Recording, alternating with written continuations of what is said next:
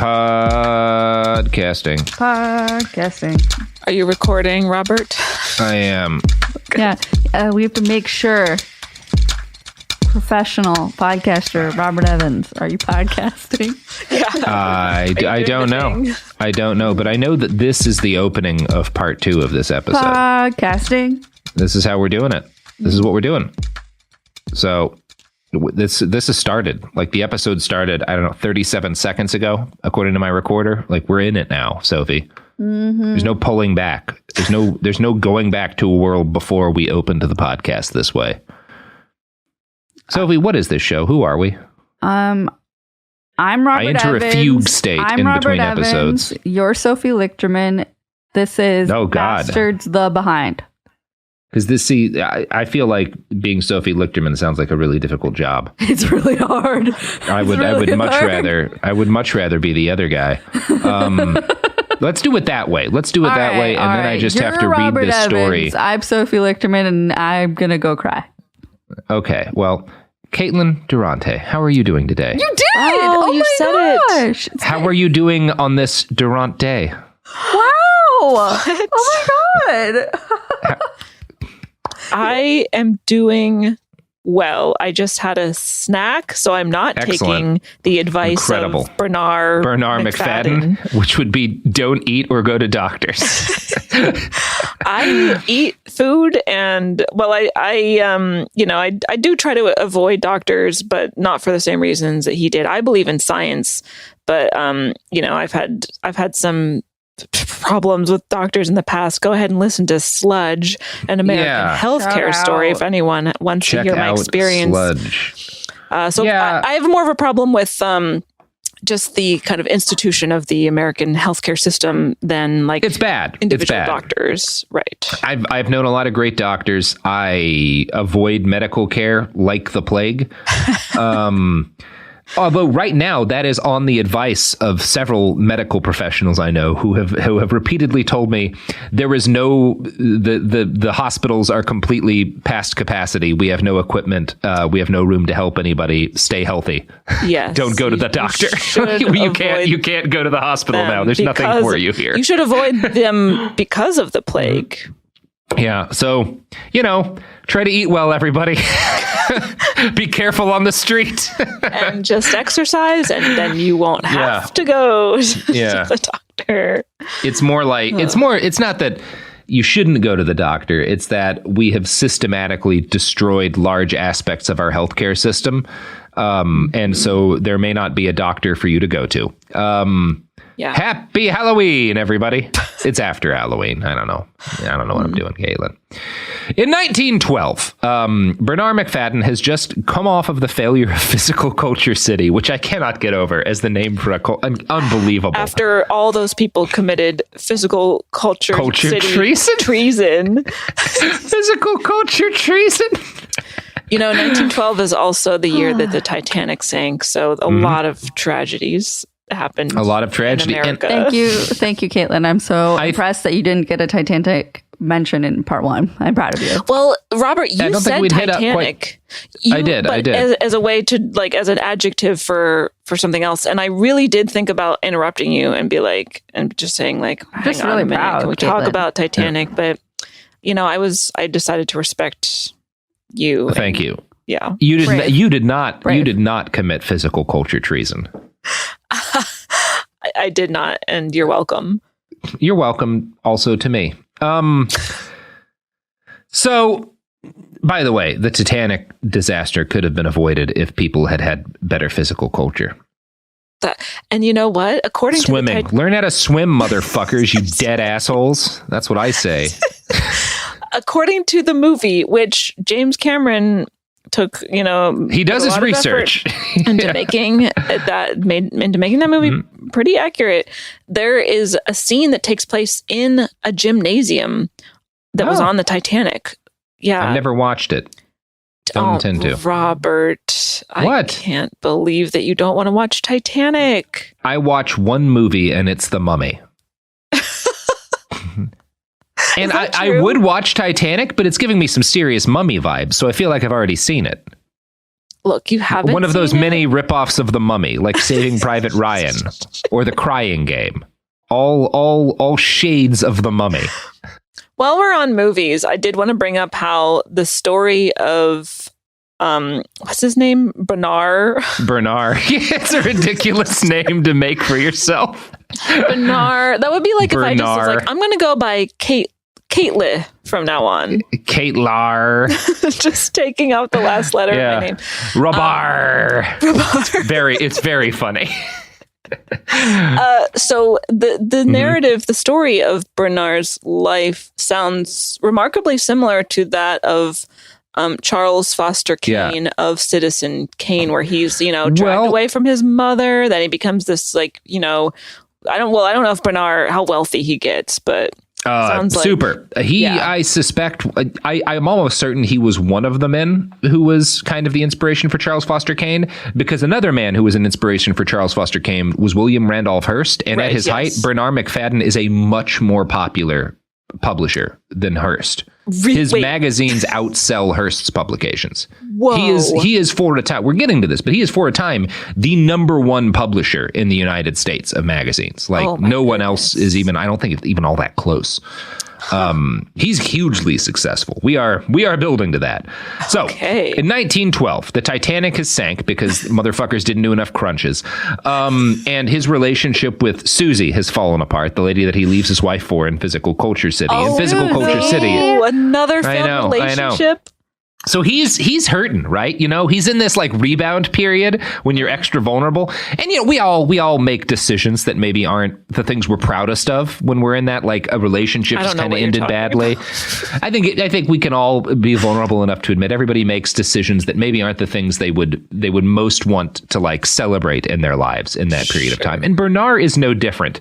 But because he's the guy he is, he does this in a somewhat grander fashion. He goes on a tour of Europe with an ulterior motive to find himself a wife. Now, the way he does this is fucking incredible. He travels to the UK to go on a speaking tour because he's incredibly popular in the United Kingdom, right? People, every time he does a speech there, it's sold out. Auditoriums full of people. And his books, which have been banned in the United States, sell like hotcakes over there because he's got banned in the US for being too obscene, but you English people, you're advanced and urbane enough to appreciate this work. So as a major celebrity, he announces a contest, Great Britain's Perfect Woman. Now, he frames this as, this is a health contest, right? To see who is the fittest woman in Great Britain, who is the healthiest woman in Great Britain. I already hate this. Yeah, you're not going to like it anymore after this point, Sophie. Unhappy. So obviously, since he's the one running the test and is the great expert on physical culture, he gets to choose the winner. And the prize that the winner wins is a job offer from Bernarr MacFadden. And I'm going to quote from a write-up by Esquire here. She soon settled into her new career as the co-star of MacFadden's traveling physical fitness show. Billed as the world's healthiest man and woman, the pair performed feats of physical prowess, the highlight of which was Williamson, the woman that he picks out, Williamson's nightly jump from a 7-foot platform onto MacFadden's stomach. It wasn't long before Mary Williamson discovered her biggest prize, and the secret reason for the contest. MacFadden was searching for his third wife, and she was the lucky winner. One day, while the pair was halfway through a 10-mile run, he proposed. When she accepted, she later recalled, he stood on his head for me for 1 minute and 4 seconds. Fucking incredible guy. That doesn't do it for you, Caitlin? A guy 5 miles into a run, standing on his head for a minute to celebrate? I mean, the bar has been set now. Now that I know this, don't you dare anyone propose to me unless you're able to stand on your head for 1 minute and 5 seconds. Yeah, 65 seconds. You got to beat 65? Him now. That's the one to beat. Right. All right, get practicing, assholes. It is it's easier than I have to think because she's wow, he's not, again, actively dying of typhus. What a catch. He can stand on his head and didn't cough up a lung because he's been eating cigars 19 times a day for the last 30 years. I mean, isn't that how peacocks select their mate? They're ooh, this is the sexiest one. Yep. So I'm going to mate with that one. I mean, I think that's more than peacocks do that, but yeah. So as soon as they were married, Bernarr started pumping babies into his new bride. As a eugenicist, what? Look, this is no place for prudery, Caitlin. I'm sorry. You're absolutely right. That was a prudish response for me, and you worded that perfectly. So Thank you, Caitlin. No notes. Thank you.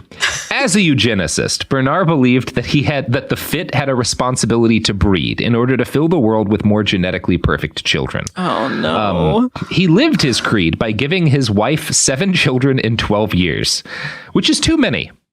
I would say too many.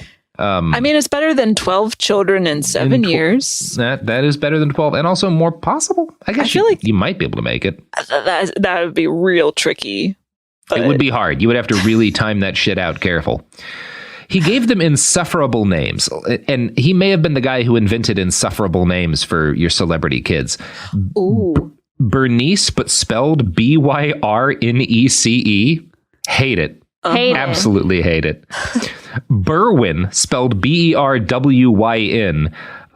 And yeah, just like Bryce. He has a Bryce. Like these fucking... So they're all like vaguely derivatives of his name. Yes, of course. Because they're vaguely derivative off of him. Yeah. His children, he only has these kids so that, number one, he can publish magazines about raising kids, and so that he can make his kids into celebrities in Physical Culture magazine and talk about all of his... Because he's had all of these different health ideas, right? That he's written about, like, you eat this or you don't eat this, or you do this every day and it'll do this. And he's testing them on his kids. Oh, no. And he's like putting them in the magazine and being like, look, when you starve your child, look at how strong my boy is. And like all of this kind of shit. Which the irony there is alarming, because he was starving as a child, and he was. Know that didn't work out for him. Yeah, look, people do things. Our brains work in mysterious ways. Bad ways. Our brains mostly work in bad ways. Yeah. So, yeah. He believed baldness, for an example of the kind of things that he believed. And I should note that while he is testing a bunch of health theories on his children, he also tests all this on himself. Like, in fairness, he's not... good. Not testing on himself, too. So he believed baldness could be cured by tugging on one's hair, which he did regularly. This made his permanent pompadour look unkempt and vaguely crazy. So his hair is, like, always shooting out everywhere because he's pulling on it constantly, like a man with a scalp condition. He went barefoot at all times, convinced that this kept him in contact with the Earth's magnetic forces. So he's like super rich. He's a millionaire, but he's going to all of these business meetings and political meetings, stuff like barefoot in the middle of like 1900s New York. So he basically has the Edward from Twilight first movie hair. Yeah. Yeah. And look, I run barefoot. I'm a big advocate of barefoot stuff. There are some places in the world that I was not willing to go barefoot. And those included downtown South New Delhi, India. Just because like it didn't seem like a good idea. And New York, I have to think like I don't think it's a good idea to necessarily always be barefoot when horse shit is 80% of what's on the street, which in New York in like 1910, it absolutely is. But whatever, he's fine. It seems to work for him. Thriving. Yeah. And despite being incredibly rich, he didn't believe you should get rid of clothing. So he wore his suits until they were literally rotting off of him. So this man is a millionaire and extremely successful and physically fit, but he also looks like a super swole hobo. Like his clothing is falling apart, his hair is all shooting out everywhere, and he's barefoot. And he also has a habit of challenging other men to fistfights for like no reason at all, constantly. Sometimes on a daily basis, he'll try to get into fistfights with people. So a lot of folks who see him don't realize, oh, that's wealthy publisher Bernarr MacFadden. They're like, oh, that is a mentally ill vagrant. Like this is a man who needs medical attention because he's not well. Which he would refuse to get. Which he would refuse to get. He also launched a variety of different health foods. My favorite. Oh my God. I don't want to read this to you. I want to show you the ad, and you can describe this to our audience, because it is. Okay. I got you. How do I? Oh, thank you, Sophie. Allegedly. Caitlin, can you see it? Yes. Look at that. Look at that. Okay, here we go. It's called strength. I believe it's just probably pronounced food. Strength food, but it's spelled, food is spelled F-U-D-E. Strength food. Strength. I like, upon first glance, I thought it said fudge. Yeah. So strength fudge, sort of. Let's see. It's called. The logo is under strength foot is it's different. It's different. Another tagline seems to be "Don't be a weakling." Yeah, and I think that's Bernarr on the front of the food, doing the weird hand, showing off his biceps. Don't be a weakling on top of the box. Doing a Schwarzenegger pose with the muscles. Mm-hmm. He's not even that swole by today's standards, is the thing. By today's standards, well, no, but come on, man. You got to look at how recently though today's standards happened. Like you watch action movies from like the 80s, and like it's fucking overweight dudes in their late 40s. Like you look at, I remember, a good example of like how recently what the definition of being jacked has changed in the second Indiana Jones movie, the one that everybody prefers to forget because of all the racism. Mm-hmm. Right. There was going to be like this shirtless scene for Harrison Ford. So he got super jacked. They talk about this in like the behind the scenes that he had to get like in crazy good shape in order to like do this scene. And he just looks like I know very well what you're talking about in that. You would cast him today as the guy is like the stoner who doesn't exercise in your movie. If he was going to be opposite of like the average looking man who is Kumail Nanjiani with 90 pounds of muscle packed on. I do like that there's a tagline, famous authority on food and hygiene. Mm-hmm. Hygiene was a big word in this period of time. The Nazis talk about hygiene all the time, racial hygiene. You're supposed to, hygiene's often a negative term. Food with cream. I'm so confused. Yeah, I don't know what it is. I think it's like some sort of porridge. I don't want it, Caitlin. I wonder if this is like kind of the original protein powder, because it says that I think it kind of is. Serve it with cream or sugar or sliced bananas and cream. So it sounds like you just like put it into your smoothie. Yeah. Well, it's not really I don't think smoothies science has really been invented yet. But he is like, this is definitely like the precursor to like protein powder and shit, to muscle milk. It literally says berries and cream on there, and I'm like, berries, bananas, and cream. Like, what is a smoothie besides those things? The commercial, the berries and cream guy. There would be people in this period of time who would argue with him that like, no, fruit's bad for you. Fascinating. Like, so he's this mix of like absolutely dangerously wrong stuff, and also being like, no, you should mostly eat vegetables and fruit, and like, maybe avoid red meat, which is good health advice, generally good health advice, unless you have an iron deficiency or whatever. But like most people who eat red meat eat more of it than is good for their health, including me. So I don't eat red meat, judging. So. Good. You're probably much healthier as a result. I tracked down and slaughtered an entire cow earlier today, and I'm currently wearing its body like a cape and eating it slowly. I was going to ask about that. Yeah. My doctor says I have to stop because I've picked up a ton of different kinds of worms. But, Caitlin, what's life without worms, huh? That's what I have to ask. That's what I say every day. That's what I know. That's my magazine, Worm Culture. Well, hopefully no one commits worm culture treason against you. Oh, you do not want to know the punishment for worm culture treason, Caitlin. It's Ivermectin. It's actually just Ivermectin. Oh, okay. All right. Well. Yeah.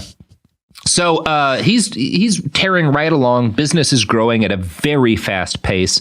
And then tragedy strikes. World War I, which is bad for Bernarr MacFadden and no one else. Otherwise, a great time, right? I know it's very shocking to hear about World War I being bad for somebody, but it's not great for his business. Interesting. Mm-hmm.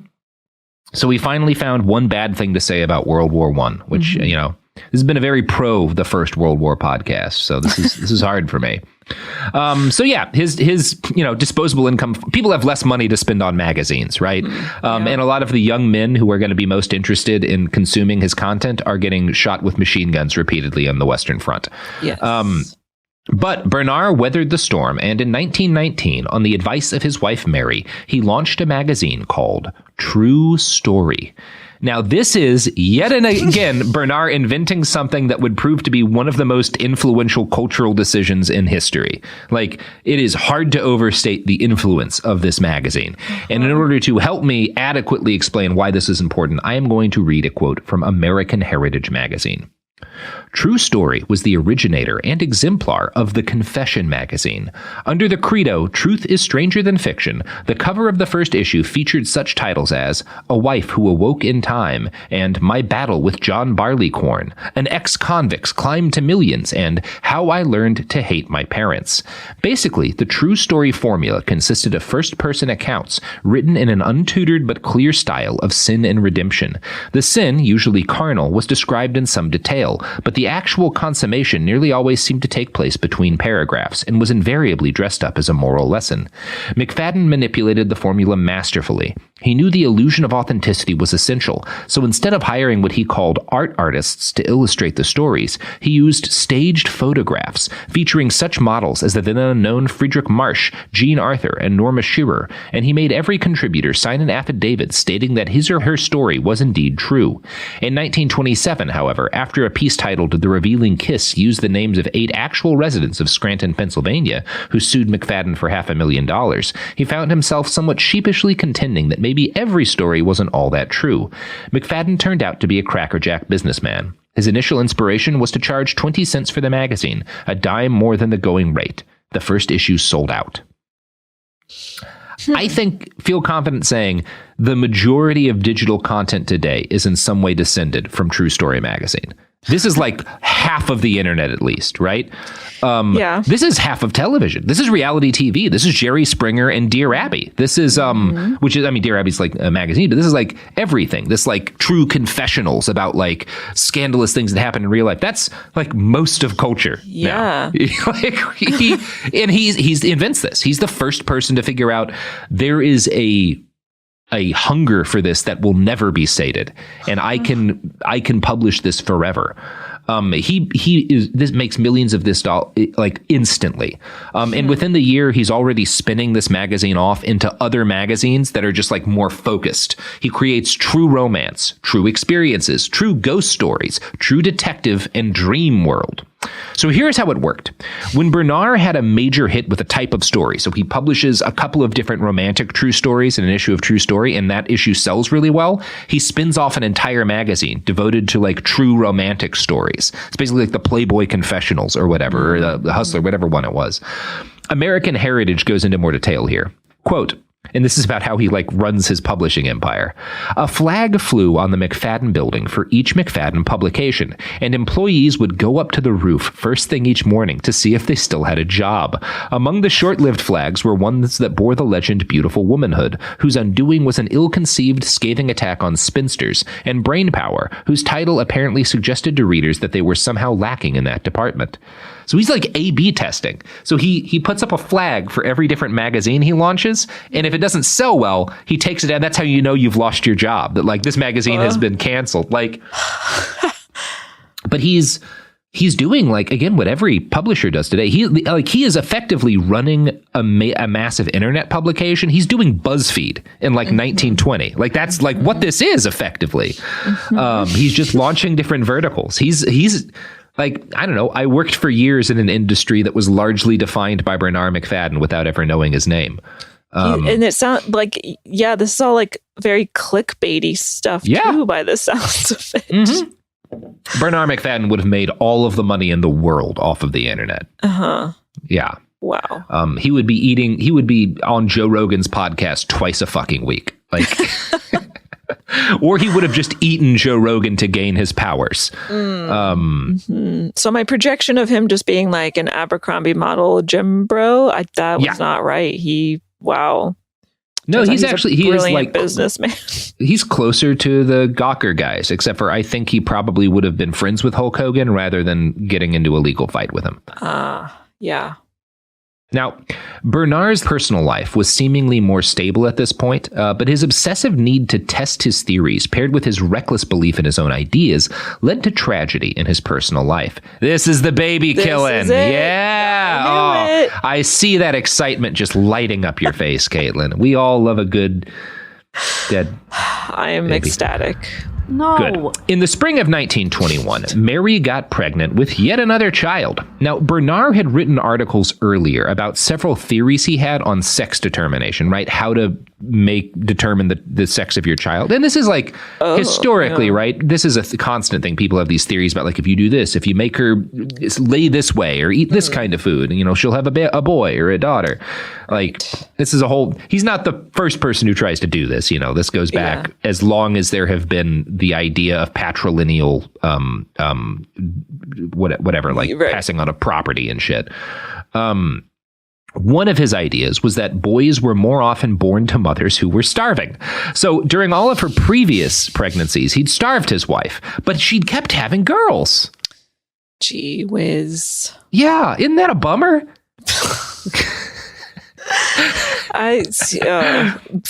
Nope. I'm not going to make the joke I was going to make. Go on. He comes to the conclusion that all of the starving he'd done previously was cumulative, and he'd probably primed her to have a boy at this point. So now he made her eat a bunch of roast beef during this pregnancy. So that's at least like better than starving her, right? Yeah. Force feeding your pregnant wife roast beef instead of making her starve. That's an improvement. He's grown. He has not. Demonstrating growth. He has not at all. In late December, with the baby near due, Bernarr was so happy, with both the fact that he was about to have another kid and with the success of True Story, that he held a company holiday party, allowing his employees to smoke and drink to their heart's content, even during Prohibition. I'll say this, he doesn't drink. He thinks no one should, but he's also like a libertarian. So he hates Prohibition. He doesn't think the government should be telling people what to do, which I can respect that as like anyway, we're about to talk about how maybe he killed his baby, so whatever. When he came home from the party, he found his wife in labor, and since he couldn't reach a midwife, and again, there are phones. Not a lot of people are phone connected at this point. Like he can't. But he's a millionaire. You'd imagine he could have set this up, right? Yeah. But he can't get a midwife on the horn, and obviously he's not going to call a fucking doctor. So he delivers the child himself. His wife gives birth to a boy named Byron, which Bernarr confusingly claimed meant that his theory about starving pregnant women was correct, because he'd starved her so much before, even though he hadn't starved her for this baby. Right. He's not really scientific. Huh? Wait. I would say maybe that's questionable logic. So he forced an immediate announcement of the boy's birth into Physical Culture magazine, and he only grudgingly allowed a doctor to enter his home and put 15 stitches in his wife after she repeatedly begged him. So for hours, she's bleeding and in agony and is like, please let me have a fucking doctor. I'm ripped open. Let me, please. And finally, because for one thing, he doesn't want anyone to know that he'd have a doctor for anything. Right? You shouldn't get torn open. If you're doing enough physical culture, if you're doing enough dumbbell squats or whatever, you shouldn't rip open, when you're pregnant. That's what he's saying, obviously. He eventually does yield to his screaming wife, screaming not as in hectoring, but as in dying of blood loss, and allows a doctor to come in and put 15 stitches in her. He refuses, though, to allow her any anesthetic or painkiller. No. Yeah, I know, right? Kind of sucks, right? What a piece of shit. Yeah. No. Look, this is a sympathetic start to the Bernarr MacFadden story. We are past the point of sympathy now. Yes. So for almost a year, things are okay, though. And he puts this kid, this son of his, he's so proud to have a son. Every week there's an article about how strong and good and look, he's growing up so much stronger than other boys. And I'm doing this and I'm doing this. He's going to be the healthiest boy, and he's going to be the healthiest man who ever lived. And this is a huge fact of that. He almost pivots the magazine to focus on his son's development. Wow. So a year later, the December of the next year after his kid's born, when Byron is about 1 year old, tragedy strikes. And I'm going to quote from the biography, Mr. America here. 11-month-old Byron, known within the family as Billy, was seated on his mother's lap. Suddenly, Billy tensed up, threw his head back, and began to contort his body as if overcome by a seizure. Bernarr demanded that the infant be stripped and dunked in a steaming hot bath. Mary recalled that the water's temperature was so hot that she couldn't keep her hand submerged. Though it is impossible to know the cause of Billy's fit, many common childhood seizures are now known to be brought on by fever, so a hot bath as treatment was probably ill-advised at best. The baby's spasms continued. Mary snatched him out of the water and screamed, "Bern, for the love of Christ, call a doctor." Billy died in her arms. Yeah. And again, this is the 1920s, right? So a baby having a seizure, it is entirely possible by the time that baby started seizing, it was already essentially dead because medical science maybe not great. But also, a lot of babies had different kind of seizure disorders and have seizures because of a fever and get better. There was medicine, especially that a rich person could have gotten. Like if he had taken his child to the best medical care available, there's a good chance the baby would have survived. It's absolutely guaranteed that dunking a seizuring baby in almost boiling hot water is not going to help. So I think we can safely say that he maybe killed a baby. He maybe killed his baby. Yeah. He definitely killed his baby. We can't say for certain that he killed his baby. We can say for certain that he made that 11-month-old child's last moments be of horrible confusion and pain submerged in near boiling water. Yeah. Yes. Yeah. For sure. Which is, I would say, bad parenting. I'm not an expert. I don't have a kid. I try not to talk about what you should do with your kids. But I feel like, and again, excuse me, parents in the audience who are going out on a limb here, it's bad to dunk your baby in steaming water while they're having a seizure. Sure. I think most people would agree with that. Yeah, I know. I'm getting into Joe Rogan territory, giving health advice I'm not qualified to give. But that's my opinion. Don't force your baby into steaming water while it's having a seizure. Maybe not a good idea. You know who else forces babies into... Wait, who doesn't? You know who doesn't ever do the thing that I just talked about? Oh, Robert. Who? I don't know. The products and services that support this podcast, maybe. Sophie, what? You heard me. I think what I said was heard. Well, we'll be back after these messages from our sponsors.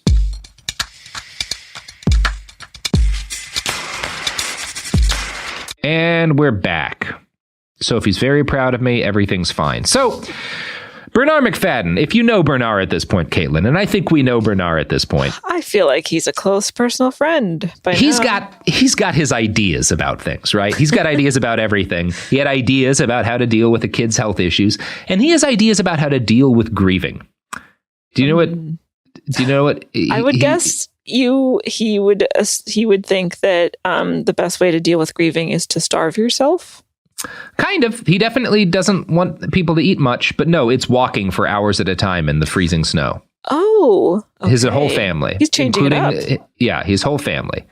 So he just has them walk for hours and hours and hours and hours and hours. And yeah, now again, he had spent the better part of a year writing articles about how healthy his son was and how this is all due to his different nutrition theories. So the fact that his son had died, that's bad for business, you know? Yeah, that's not going to go good for you. Well, yeah, that's not going to go good for you. So, Jesus, this is such a bleak story. So he doesn't publish anything. And in fact, he just stops working. And Bernarr at this point, that's not something he does. So he stops putting in articles. He stops doing anything. His editors are just running the magazines for a while.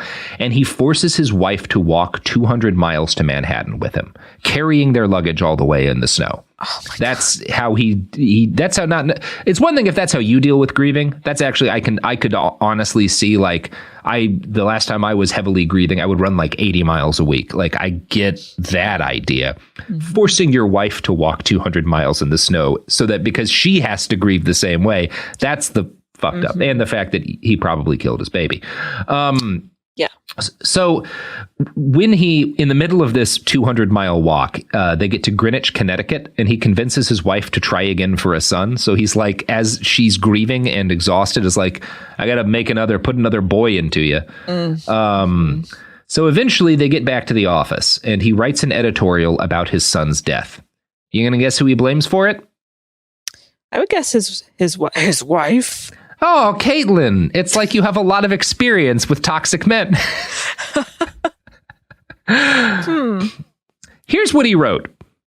Billy was often overfed. I protested on numerous occasions, but my protest was not vigorous enough. Anyway, I believed the boy was so strong that he would overcome mistakes of that nature. And it is so hard to combat the tendencies of mother love. I also somewhat blame myself for neglecting his exercises. So he blames his wife for feeding their baby too much. Yep. Yeah, he didn't starve that baby enough. Gosh. And also, he's making his baby do exercises? Yeah, he makes everything do exercises. Can a baby at that age, 11 months? I mean, I don't know. They probably should. I mean, can they crawl to the even? extent that like crawling is an exercise. Yeah, it's good for them to exercise. Like in terms of like, it's good for babies to like move and learn how to use their bodies slowly. Sure. But like, I don't know. They're babies. They're not. They don't their really have bones skills, for the most part. Yes. Yeah, their motor skills aren't great. Their organs, I feel like, are still kind of developing. Yeah. You know? Yeah, I feel like exercise. I feel like if you're trying to make a baby exercise, the odds are good that you will wind up hurting the baby. Sure. Definitely. Yeah, because they're babies. They're little babies. Because they're babies. Yeah. They're mostly just supposed to like roll around and poop and poop and occasionally crawl and be babies. And be babies. They're not supposed to hit the gym. Get under that bench. But it does make you feel real your deadlifts that a baby. You can barely like deadlift. lifting. What the fuck is wrong with you, baby? You baby. Keep your back straight. Wow. They're babies. They don't. They don't babies. do that. Stop being so soft. Look at how shitty this baby's pull-ups are. He's barely getting halfway to the bar. I mean, like, how embarrassing that like a baby would be better at pull-ups, though, than like, say me.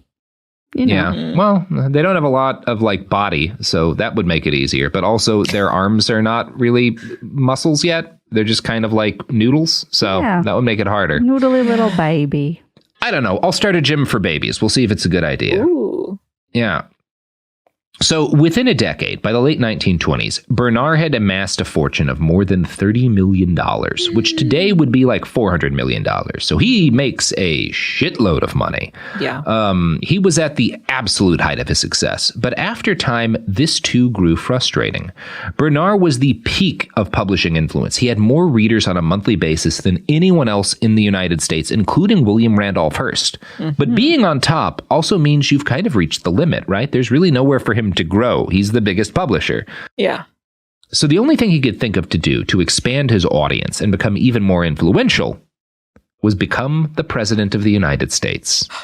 What? I did not see this coming, that he's going to try to run for president.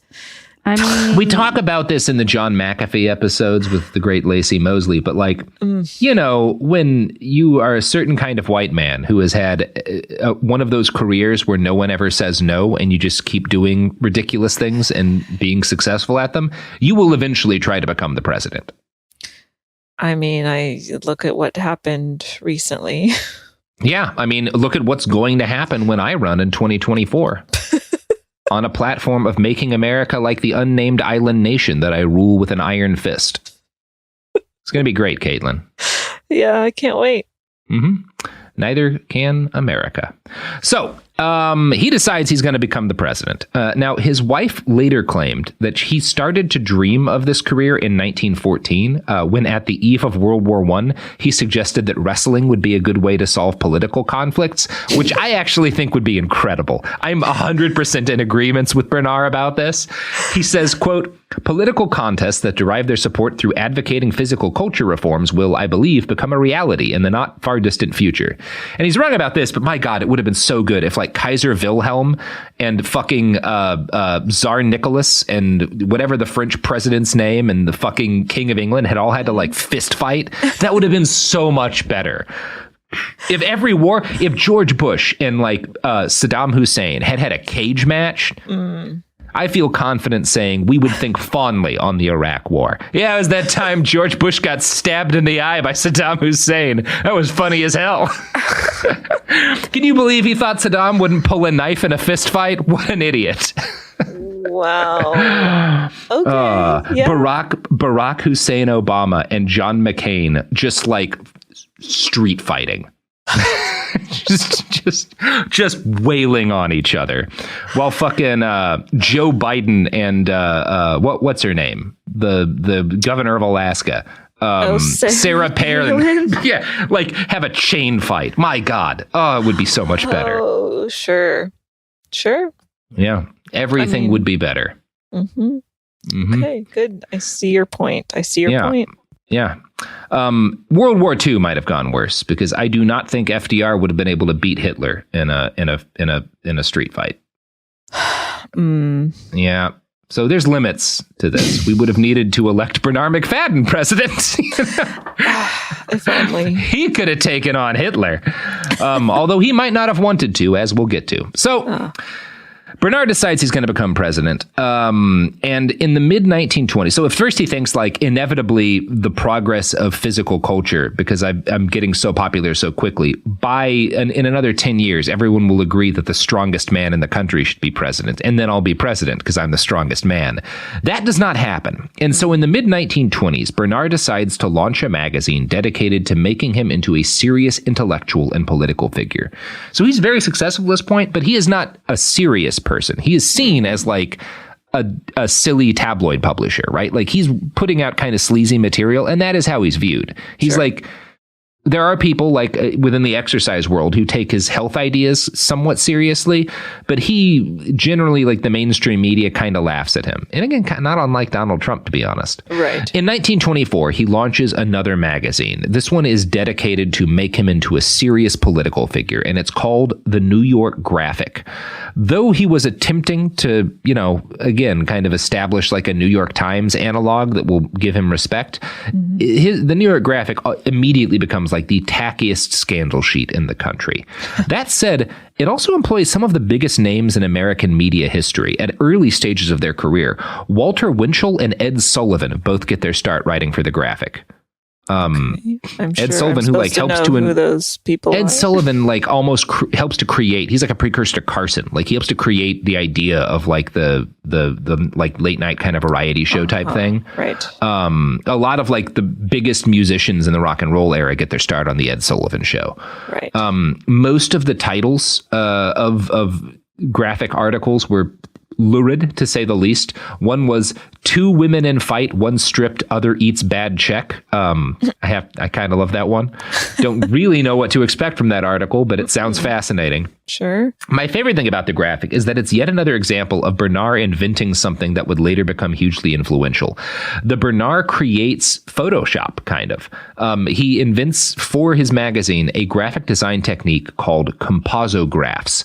These are staged composite photos where he'll have celebrities. You know how he's had celebrities, or he's had people posing for photos and articles about like true crime, which you can see is kind of a precursor to like reenactments and like unsolved mysteries and stuff. Yeah. Well, so a big part of the New York Graphic is like stories about celebrities getting in like legal trouble or having divorces or all this stuff.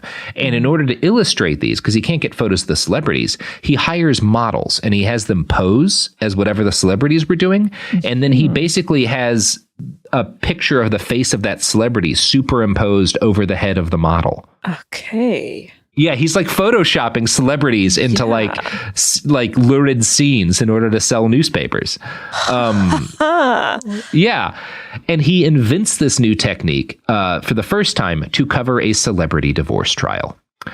Leonard Kip Rhinelander was a millionaire who was suing his bride of 1 month over the fact that she'd hidden that she was part black. This is the 20s, Because this was a racist time, her response to this was to deny the charges in court by stripping to the waist. Obviously, number one, these are famous people. Number two, a woman has stripped in court. This is big news, right? Sure. Like, this is a huge story. And the Graphic used its first composograph to illustrate the moment where this famous woman strips in court without actually having photographs of it. And circulation leaps to 100,000 people, by 100,000 people overnight as a result of this. Now, the graphic was influential and popular, but it was also too trashy to get much purchase among advertisers.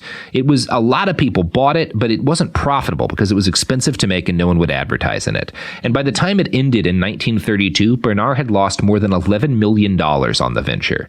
And this gives you an idea of how much money he's willing to light on fire in the hope of establishing a political career for himself. Yeah. That is like half of the money in the world at this point. Mm-hmm. Yeah, what an investment that miserably failed for him. He doesn't give up, though.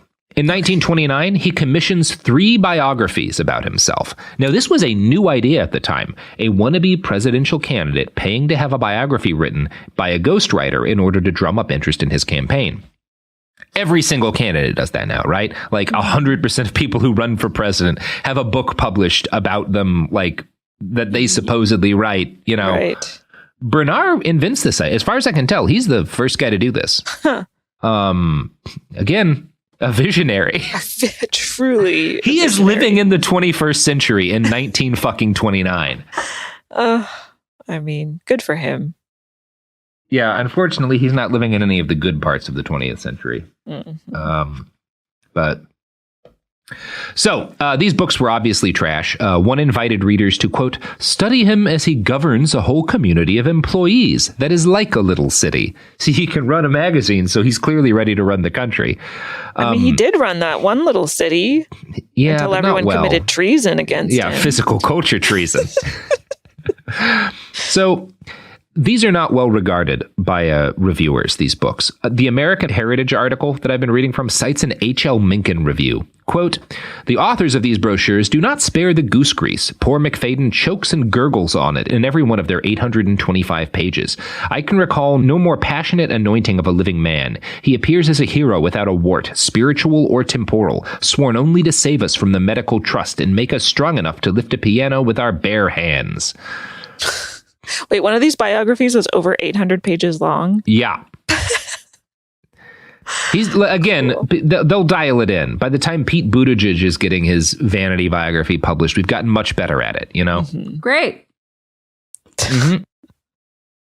While the graphic had no luck establishing Bernarr as a political name, it was influential in getting Jimmy Walker elected mayor of New York City. Unfortunately for Bernarr, Mayor Walker refused to appoint MacFadden city commissioner of health, which Bernarr was hoping would jumpstart his political career.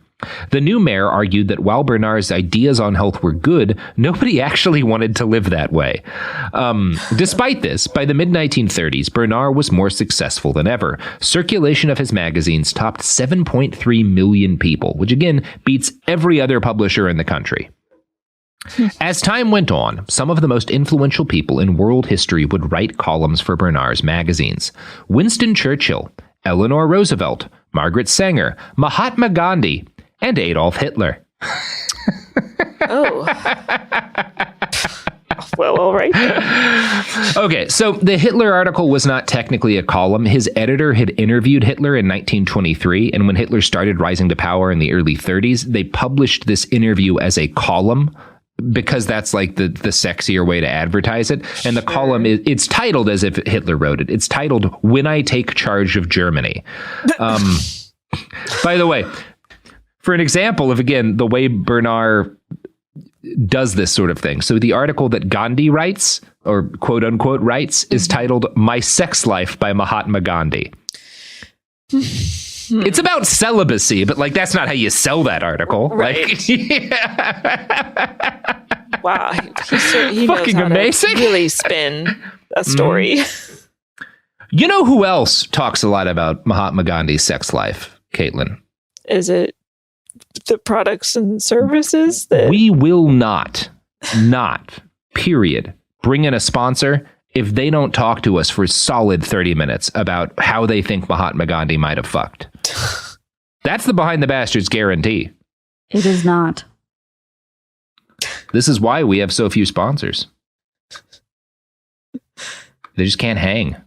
Yeah. Sorry. Yeah. I mean, I don't know what to say about it. There's nothing to say.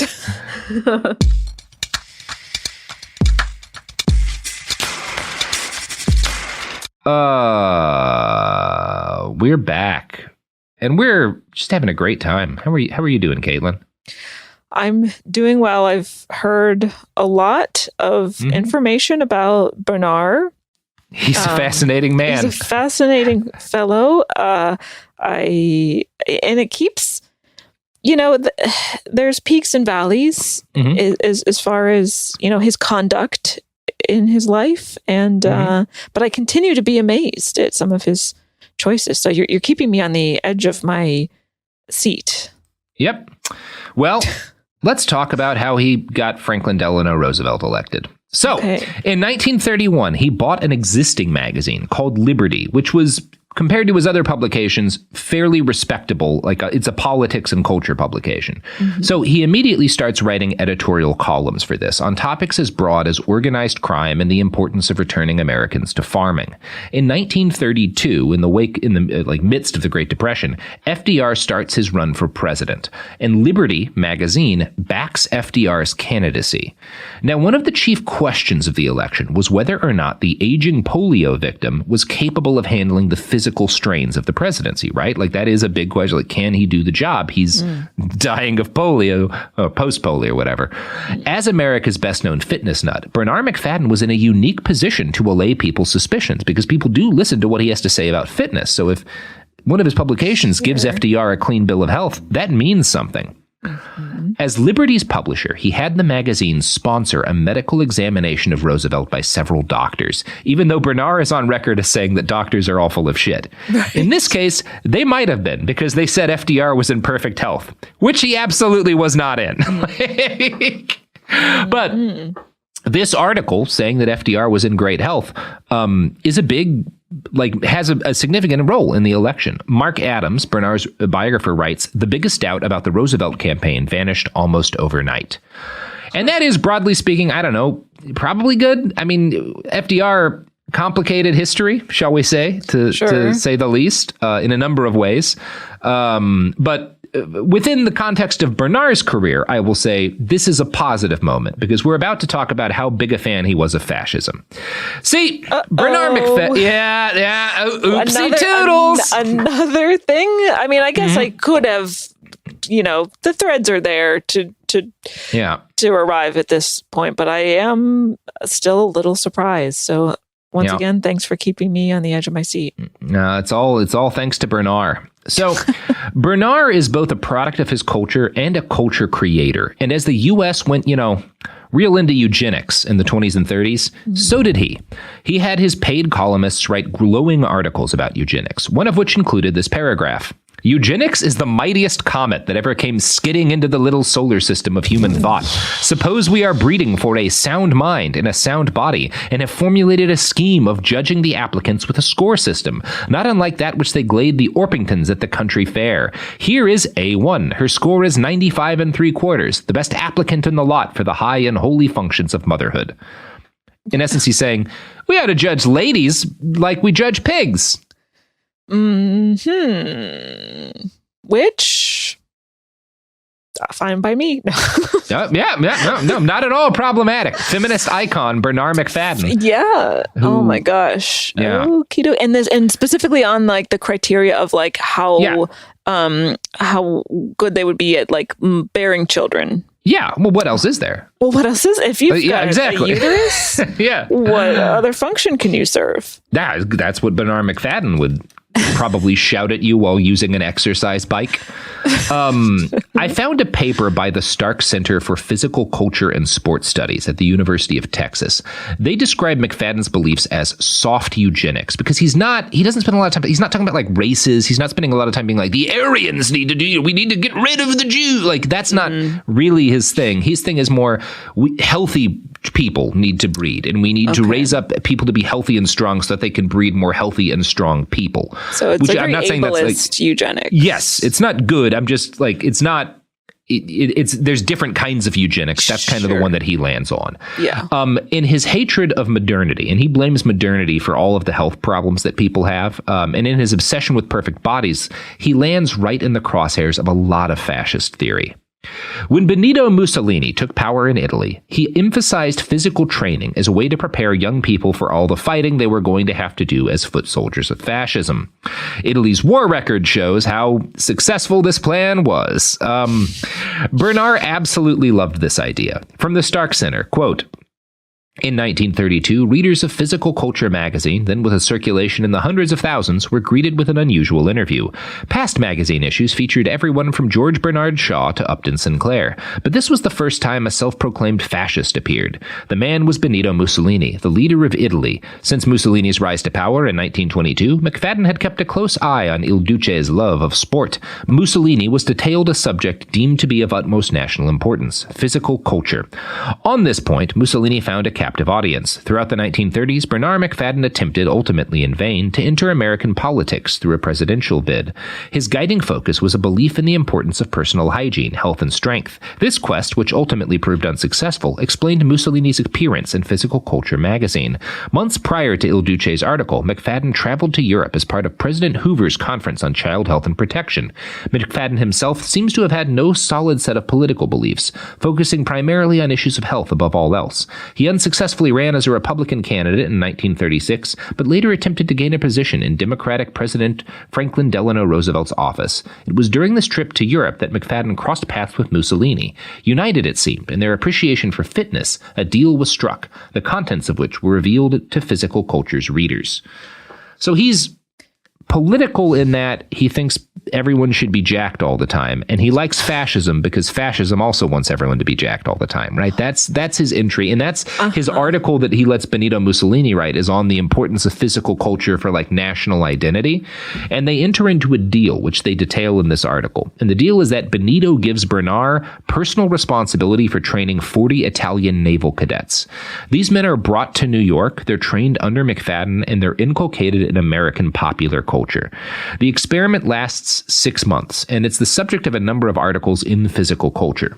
The ultimate message of the experiment, in MacFadden's eyes, is that fascism builds healthier, stronger people through good physical culture, and the U.S. should emulate Italy in this. The Italian cadets are often used as a foil. They're contrasted with the lazy Americans who have unhealthy diets. Now, after 6 months in the United States, these Italian naval cadets all showed improvements in strength and the growth of muscles. Bernarr claimed that this was evidence fascism could work its wondrous physical effects even in the United States. From the Stark Center, MacFadden stopped short of saying Italy was superior to the United States, but his writings included wishful appraisals of the Italian state and claims that America had much to learn. According to MacFadden, his Italian sojourn was a success. This explained, or so it was claimed, why the Portuguese government extended a similar invitation to MacFadden in 1932, the same year Antonio de Oliveira Salazar assumed control of the state. A military dictatorship existed in Portugal from 1926, but Salazar's rise to power marked an intensification of authoritarianism alongside a growing cult of personality. Salazar's government shared, at least somewhat, Mussolini's admiration of strong and healthy bodies. Mauricio Drummond's study of sport in Salazar's regime explained that, although Salazar rarely expressed an interest in sport, he used it for political purposes. So, he winds up working for two different fascist dictators, establishing like a physical culture for their young people. And in Portugal, Salazar, this dictator, gives him a few dozen children, which he's able to put on a compound, which he calls MacFadden Children's Colony, and he sets them up with a vegetarian diet and a workout program. And Bernarr claims, again in his magazine, that this is so successful it turns their, quote, dull and stupid little faces alert and interested. What? Okay, let me just take a moment to just comprehend all of that. Okie dokie. Lot going on there, huh? There's a lot to unpack, and I don't know if my brain can do it at this time. But yeah, there's a lot going on with this episode. The Jesus twists, Christ. the turns. They keep coming. I can barely keep up. Oh, there's actually another one at the end of this paragraph. Oh, goodness. He's so happy with how this Portugal experiment goes that he co-authors a book about the experiment with who we'll call a prominent author. Do you want to guess who it is? What 30s author do you think he'd pick? Oh, my... Faulkner. I don't know. Does the name Thomas Dixon mean anything to you? No.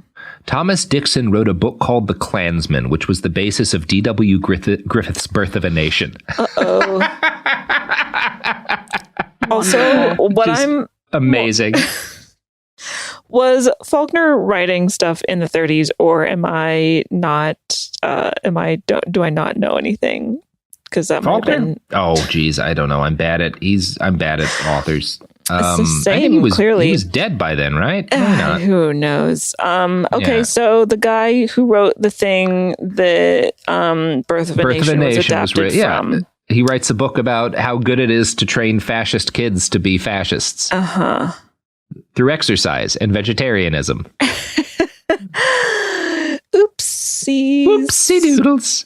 As the 1930s wore on, MacFadden became an anti-war activist, which, is a positive connotation now, but if you're an anti-war activist in the 30s, it means you don't think that anything should be done to stop fascism. Like that's what the anti-war movement in the US generally is in this period, is like, why would we go to war against Hitler? He seems like a good chap. He's doing just great, and we should not challenge him. Yeah.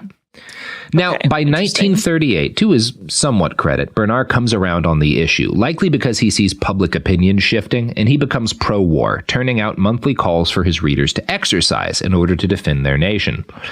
1941, the year that the U.S. gets into the war, is the year things fall apart for Bernarr. Minority stakeholders in his company charge that he's used company funds to pay for his political campaigns. He's forced to sell all of his interest in the business and step down as president. Physical Culture was turned into a women's magazine as he left. And it didn't do Okay, sorry. He doesn't like that. It also doesn't do very well. But the media landscape's changed a bit by this point. By the end of the war, MacFadden's marriage to Mary was also at its end. A wedge had been driven between them when he blamed her for their son's tragic death. She divorced him, and a long and brutal legal battle ensued. At the end of it, she published a book about how much her ex-husband sucked. In a final middle finger to him, she dedicated her autobiography to the doctors who had helped ease the pain of childbirth, which is the meanest thing you could do to Bernarr. Yeah. She thanked a doctor? Brutal. After I let her get stitches eventually. I mean, yeah. I like that. I like that for her. The book contains a number of allegations, including that Bernarr caused her a miscarriage by forcing her to work out incessantly while she was pregnant. So, good guy. A write-up from American Heritage ably describes the remainder of the former publishing titan's life. Auden later wrote of Edward Lear that he became a land. Bernarr MacFadden became a press release. In the last 18 years of his life, he was featured in Time, which dubbed him Body Love, or Newsweek 18 times. He ran for the Senate in Florida. He conducted innumerable fasts and hikes. He offered a prize for the best biographical play about his life. In 1949, at the age of 81, he took up parachuting and thereafter tried to make a jump each year on his birthday. Claiming that his third wife had humiliated him by losing her figure, he married a woman of 42. She later had the marriage annulled.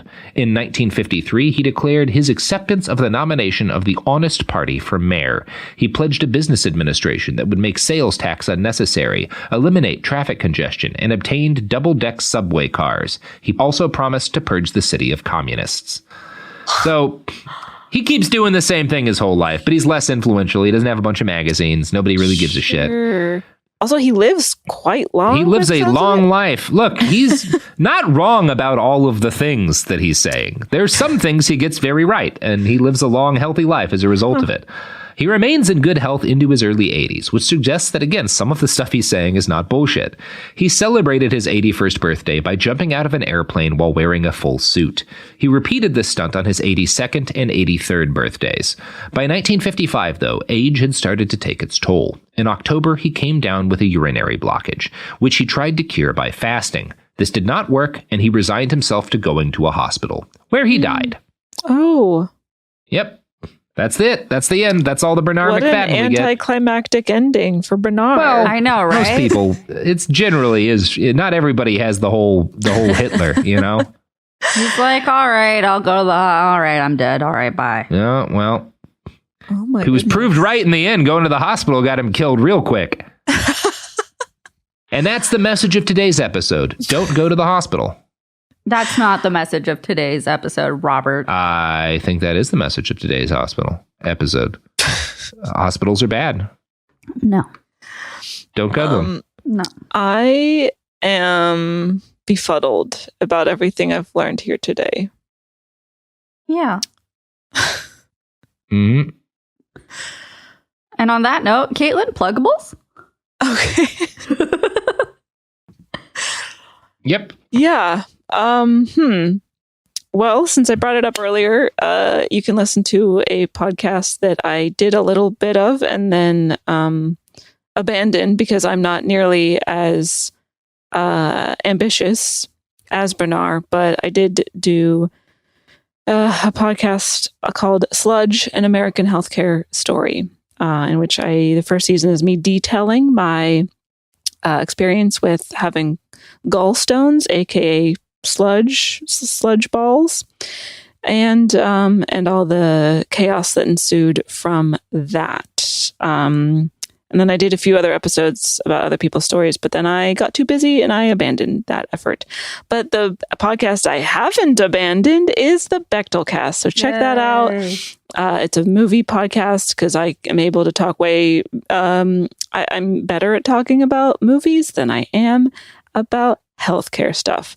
And then you can follow me on Twitter and Instagram at Caitlin Durante. Yay. Yay. Yay. Well, that's everything we have to say about everything forever. This has been the last episode of Behind the Bastards. I am quitting in order to start my own magazine about how if you do enough crunches and stop your wife from eating, all of your babies will be Supermen. Mm-hmm. No. Sophie, you could have a cush gig as the executive publisher of my new magazine, Starve Your Baby Digest. No. Gonna politely all say. All right. Well, no. Well, you just turned down $1 million, but okay. That's okay. My morals are worth more. Well, mine aren't. I know that. Oh, have a good night, everybody. Bye. Bye-bye.